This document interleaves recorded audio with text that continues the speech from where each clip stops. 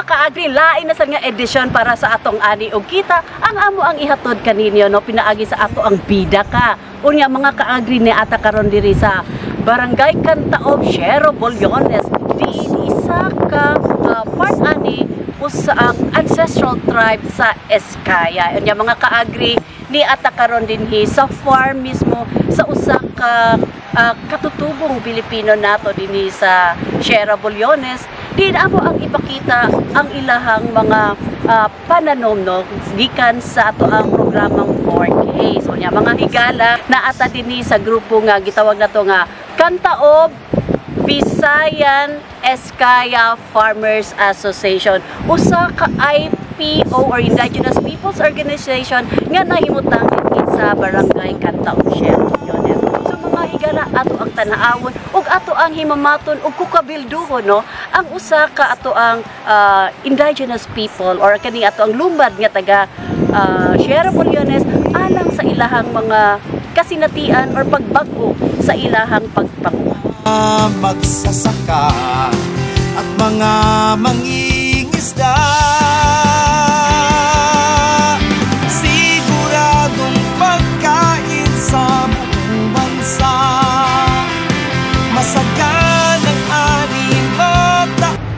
Maayong buntag nimo Sir James and sa ato ang Maayong Sir buntag, IP, ang ato ang Sir Gerardo Botron. Maayong buntag ninyo sir. Ni ata karon sa ato ang segment nga bida ka diin.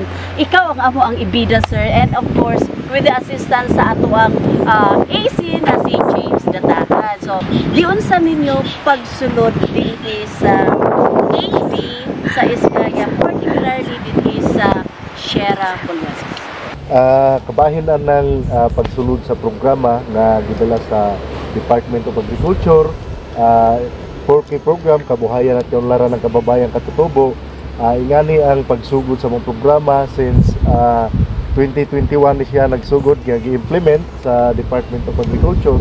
Una ni courtesy pamigig yan sa National Commission on Indigenous People nga maoy nagtutok yun sa atong mga kaigsuon nga mga indigenous people. Diin ang usa ka ancestral domain nga maoy gipokusan sa maong programa, lakip ang Barangay Cantaob, lungsod sa Shero Bolyones, Bohol. I-conduct po may og series of consultation dinhi sa barangay nga pagpahibalo sa maong programa nga i-implement.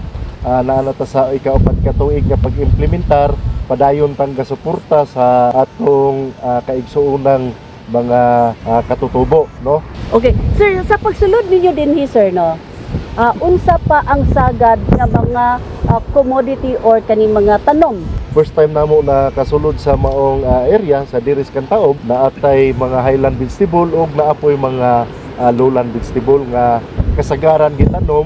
Aduna po'y gamaisan, na aduna po'y part nga kahumayan. Unsa man ang kabag-uhan sa teknolohiya nga ilahang gi-adapt pinaagi sa pag-introduce sa 4K? Naatay mga series of trainings, mga specialized trainings.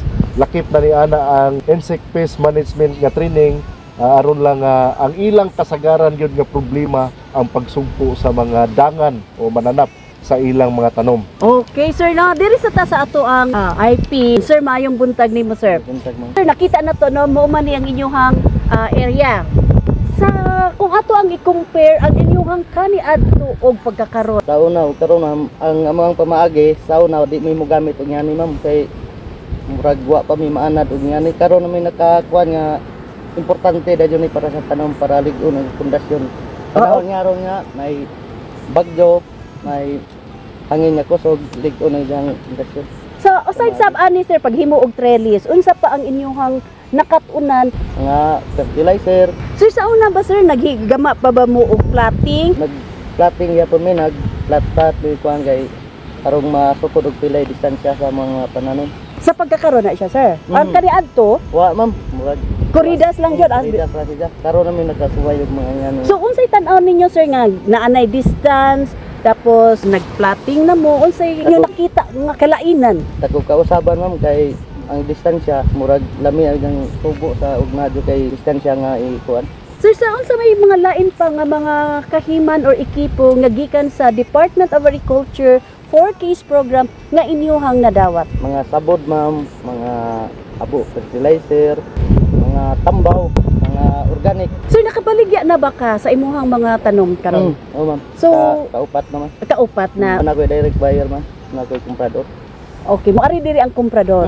Mga rin. Kapila ka mo ani? Kaduha sa isa ka semana ma'am.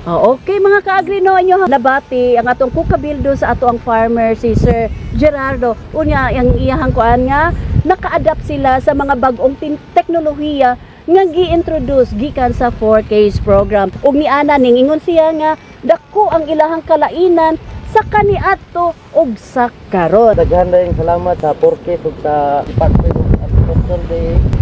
Salamat ko nga dahil mga tinabang nga ilang iabot na rin mo nga mong nadawat.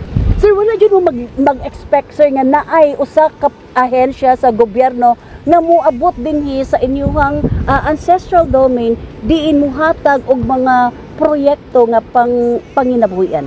Wala ko magdahom mga na sila ibubo dani nga mga project kay kami sauna dani amo-amo raman mano-mano raman mo kamera kami mo palit amo kaugalingon. Di para karon nga nagipanghatag sa kuan murag nakasave mi. Okay mga kaagri, inyuhang nabati ang ato ang farmer, isa sa mga miyembro sa IPO nga Kantaob Visayan Eskaya Farmers Association. Unya mga kaagri, ato ang lantawon ang iyahang kinatibuk-an nga aron masuta nato kung unsa jud ka anindot ang iyahak karon nga standing sa iyahang mga talong and uban pa nga mga agricultural crops.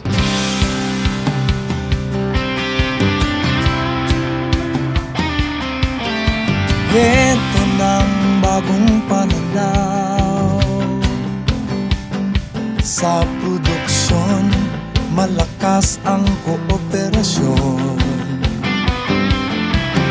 Mga kaagri, ato adyong nahibaluan no, ang unsa nga pag-adapt sa ato ang farmer na miyembro sa Kantaob Visayan Eskaya Farmers Association diin ang iyang nakatunan sa mga teknolohiya, sa mga pangipaambit na pagbansay-bansay gikan sa Department of Agriculture 4Ks program iya hadyon nga gi-apply. Unya makita ninyo mga kaagri ang standing or the performance sa iyahang talong nga naa karon sa iyahang umahan. So mga kaagri no, nindot ang iyahang pag-adapt. Receptive kaayo siya mga kaagri sa mga teknolohiya nga gihatag sa gikan sa Department of Agriculture. Unya niya mga kaagri, naa na siya mga buyers kuno sa iyahang mga abot sa iyahang garden.